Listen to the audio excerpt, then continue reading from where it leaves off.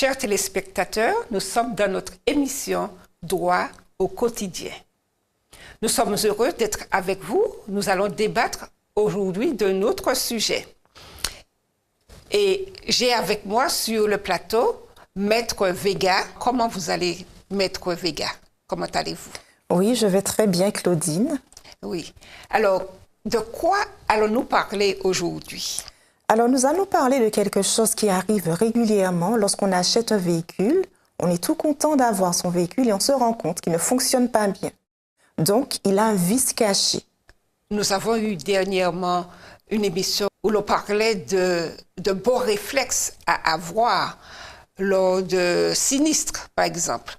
Mais aujourd'hui, nous parlerons d'un autre cas bien spécial où nous aurons à avoir de bons réflexes lors de l'achat d'un véhicule avec un vice caché, comme vous l'avez dit. Que doit-on faire dans pareil cas? C'est compliqué. Vous avez acheté quelque chose, tout content, et puis vous découvrez qu'il y a quelque chose qui ne va pas dans le véhicule. Ouais. Que doit-on faire, Maître Vega? Donc, déjà, il y a une bonne nouvelle. Lorsqu'on achète quelque chose, le vendeur a une obligation de garantie.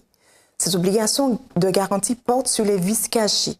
Cela signifie que vous pouvez avoir acheté quelque chose et finalement, elle est impropre à l'usage, cet usage auquel vous destinez ce véhicule, ou que ce vice diminue tellement l'usage de ce véhicule que si vous l'aviez su, vous n'auriez pas acheté ou vous auriez demandé à ce que le prix soit diminué.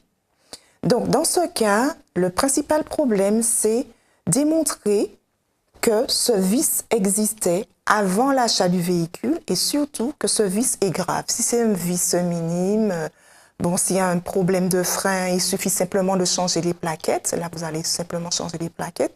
Mais il peut y avoir de très, très grosses pannes au point que la voiture ne fonctionne pas du tout. Oui, mais comment prouver l'existence de ce vice caché? Si on parle de vice caché, ça veut dire qu'il existait déjà, qu'on n'avait pas vu, mais comment le prouver? Généralement, cela passe par une expertise. Donc, on saisit le tribunal désigne un expert et l'expert va convoquer les parties et surtout intervenir sur le véhicule pour découvrir de quel vice ce véhicule est-il atteint.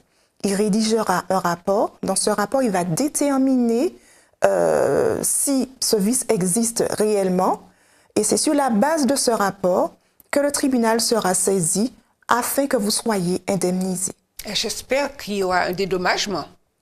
J'espère aussi pour vous. Donc, assez souvent, il y a deux possibilités.